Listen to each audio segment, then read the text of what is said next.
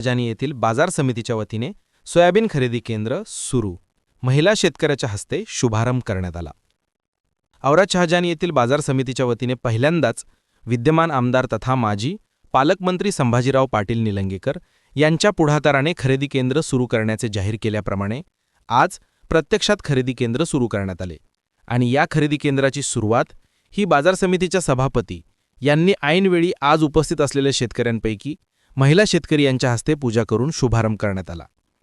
आज बाजारात समितीच्या वतीने उपस्थित शेतकरी वैशाली बाबासाहेब जाधव, घुराळ निलंगा लातूर येथील शेतकरी महिला यांच्या हस्ते शुभारंभ करण्यात आला।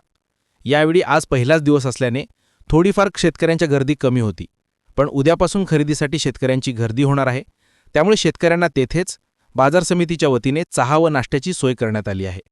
तसेच शेतकऱ्यांनी स्वतःहून आपल्या धान्याची व्यवस्थित काळजी घेऊन चांगले स्वच्छ करून शेतकऱ्यांना मेसेज आल्याप्रमाणे गर्दी न करता खरेदी केंद्रावर सोयाबीन घेऊन यावे असे आवाहन करण्यात आले।